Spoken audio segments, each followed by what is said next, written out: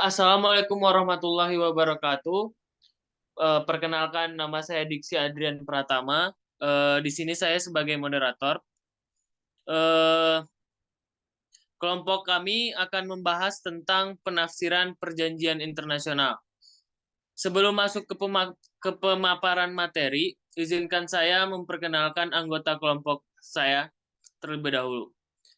Yang pertama ada Abdullah Gifari, NPM 100.400.21.030, Arman Saipul 100.400.21.033, Sekar Batari 100.400.21.044, Reva Renata 100.400.21.066, Rehan Cesar 100.400.21.069, Faisal Herdian 100.400.21.127, Diksi Adrian 100.400.21.152, dan yang terakhir Sandra Novianti 100.400.21.185. Baiklah, kita akan masuk ke pemaparan. Kepada pemaparan materi. Pemaparan pertama akan dibacakan oleh Rehan. Silakan. Baik, di sini saya akan menjelaskan pengertian dari penafsiran perjanjian internasional.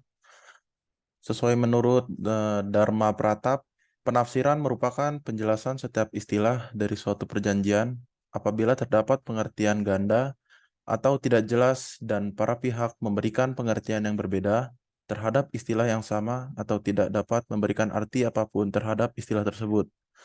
Selanjutnya, menurut MC Nair, interpretasi dapat dilukiskan sebagai suatu kewajiban untuk memberikan penjelasan mengenai maksud-maksud para pihak sebagaimana dinyatakan dalam kata-kata yang mereka gunakan, dipandang dari segi keadaan yang mengelilinginya.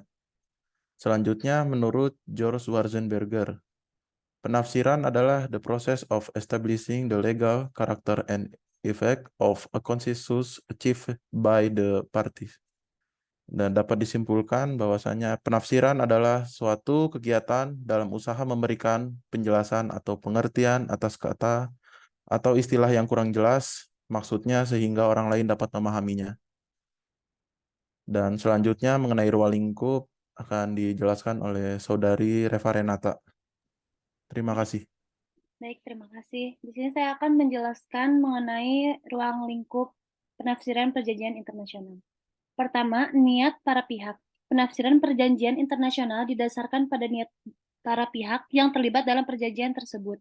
Niat ini dapat ditemukan dalam teks perjanjian itu sendiri, catatan-catatan yang ada selama negosiasi, atau dalam konteks yang lebih luas dari perjanjian tersebut. Kedua, teks perjanjian. Teks perjanjian internasional merupakan sumber utama untuk penafsiran. Kata-kata dan frasa-frasa yang digunakan dalam perjanjian tersebut dianalisis untuk mencari makna yang tepat. Jika terdapat ketidakjelasan atau ambiguitas, prinsip-prinsip hukum internasional dan metode interpretasi yang lazim digunakan dapat diterapkan. 3. Konteks perjanjian. Penafsiran perjanjian internasional juga memperhatikan konteks perjanjian tersebut. Konteks ini meliputi praktek negara-negara yang terlibat, tujuan perjanjian, latar belakang sejarah, serta prinsip-prinsip hukum internasional yang relevan. Konteks ini membantu dalam memahami dan menafsirkan maksud para pihak. Keempat, prinsip-prinsip interpretasi. Terdapat beberapa prinsip interpretasi yang umumnya digunakan dalam penafsiran perjanjian internasional.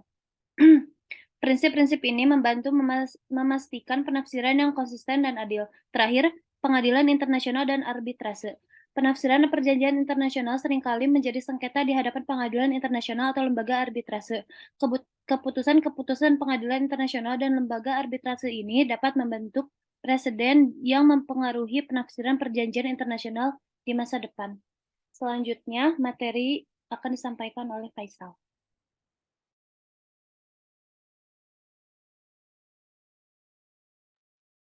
Baik, terima kasih. Saya di sini akan menjelaskan prinsip-prinsip. Menurut Stark, prinsip-prinsip umum tentang penafsiran dapat dikelompokkan menjadi beberapa bagian. Yang pertama ada grammatical interpretation and the intention of the parties. Dalam hal ini, pertama harus dilihat kata-kata atau susunan kata-kata yang harus diartikan sesuai dengan artinya yang biasa dan wajar. Kemudian dilihat maksud para pihak pada saat instrumen dibuat. Berikutnya ada object and context of treaty. Apabila kata atau susunan kata meragukan, konstruksinya harus dikaitkan dengan tujuan kejadian tersebut. Konteks demikian tidak dipelajari atas seluruh perjanjian, tetapi cukup bagian-bagian tertentu dari kata atau susunan kata yang meragukan itu. Selanjutnya ada reasonable and consistency. Yang dimaksud dengan kepatuhan dan kesesuaian adalah bahwa perjanjian harus ditafsirkan dengan mengutamakan arti yang wajar dari kata-kata dan kalimat dengan memperhatikan keselarasan dengan bagian-bagian yang lainnya dari perjanjian tersebut. Di sini juga akan berlakukannya adagium lex specialis derogat lex generalis, kecuali apabila ketentuan umum perjanjian secara jelas mengesampingkan ketentuan khusus tersebut. Selanjutnya akan dijelaskan oleh Arman Saiful Majid. Baik, di sini ya, saya akan menjelaskan lanjutan tentang prinsip. The principle of effectiveness. Prinsip keefektifan ini terutama ditandaskan oleh mahkamah bahwa merupakan suatu syarat apabila perjanjian harus ditafsirkan. Secara keseluruhan yang akan menjadikan perjanjian itu paling efektif dan bermanfaat. Dengan lain, perkataan memungkinkan ketentuan-ketentuan perjanjian memberikan pengaruh yang semestinya. Kemudian ada resource to extrinsic material. Penggunaan bahan-bahan yang intrinsic dimaksud bahwa biasanya pengadilan yang melakukan penafsiran dibatasi pada isi perjanjian tersebut atau pada yang tercantum di dalam perjanjian itu. Tindakan lain dapat dipertimbangkan asalkan tidak menimbulkan pertentangan dengan sejarah masa lampau dan kebiasaan-kebiasaan sejarah yang relevan dengan perjanjian. Karya persiapan, preparatories seperti preliminary draft, catatan diskusi-diskusi pada konferensi, draft amandemen dan sebagainya.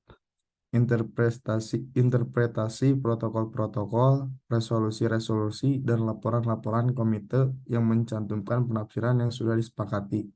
Kemudian perjanjian yang dibuat kemudian oleh para pihak mengenai penafsiran perjanjian atau penerapan ketentuan-ketentuannya. Perjanjian-perjanjian lainnya apabila terdapat keraguan-raguan.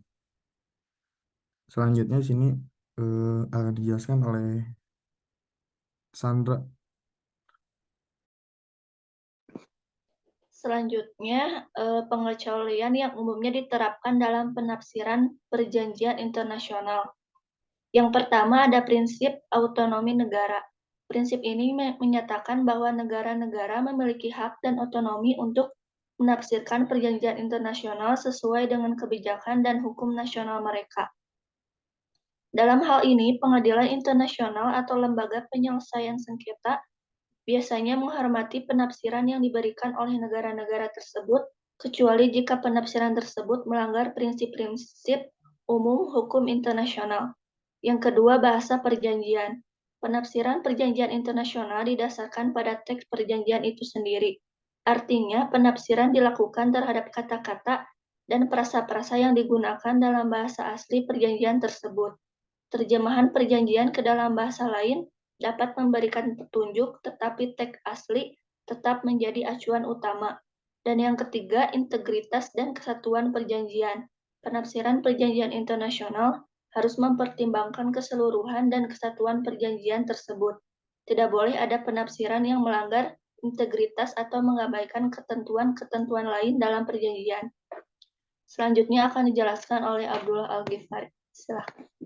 Baik, ini lanjutan dari pengecualian yang diterapkan dalam penafsiran perjanjian internasional. Yang keempat, tujuan dan konteks perjanjian. Konteks perjanjian internasional termasuk tujuan perjanjian dan latar belakang sejarahnya harus dipertimbangkan dalam penafsiran. Tujuan perjanjian menjadi faktor penting dalam mencari makna yang tepat dari ketentuan-ketentuan perjanjian tersebut. Yang kelima, praktek negara-negara yang terlibat dalam perjanjian internasional dapat memberikan petunjuk-petunjuk tentang bagaimana ketentuan-ketentuan perjanjian tersebut telah diterapkan dan ditafsirkan dalam praktik. Praktek negara-negara ini dapat digunakan sebagai faktor bantu dalam penafsiran perjanjian. Meskipun pengecualian ini ada, prinsip-prinsip interpretasi umum hukum internasional dan putusan pengadilan internasional masih menjadi acuan utama dalam penafsiran perjanjian internasional. Tujuan utama adalah mencapai pemahaman bersama tentang arti dan makna ketentuan-ketentuan perjanjian yang dapat diterapkan secara konsisten dan adil. Baik, selanjutnya akan dibacakan oleh Skar.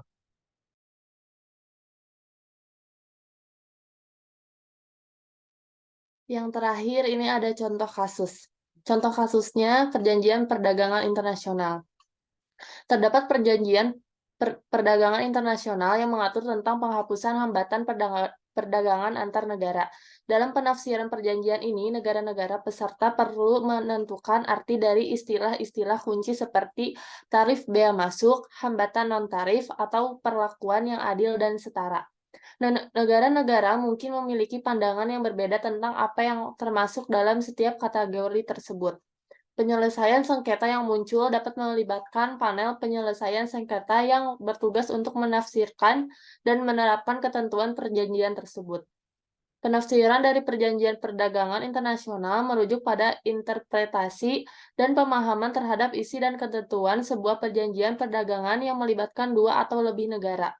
Perjanjian perdagangan internasional adalah perjanjian yang ditandatangani antar negara-negara untuk mengatur dan memfasilitasi perdagangan barang dan jasa antar negara tersebut. Penafsiran perjanjian perdagangan internasional menjadi penting karena dapat mempengaruhi implementasi, pelaksanaan, dan pemahaman terhadap perjanjian tersebut. Ketika terdapat perbedaan interpretasi terhadap ketentuan perjanjian perdagangan, negara-negara yang terlibat dapat menggunakan berbagai pendekatan dan metode untuk mencapai penafsiran yang konsisten. Demikian materi yang saya sampaikan, saya kembalikan kepada moderator. Baiklah, sekian pemaparan-pemaparan yang disampaikan oleh anggota-anggota kelompok saya. Apabila ada salah kata atau kesalahan, mohon dimaafkan. Saya akhiri, wabillahi taufiq walhidayah. Wassalamualaikum warahmatullahi wabarakatuh.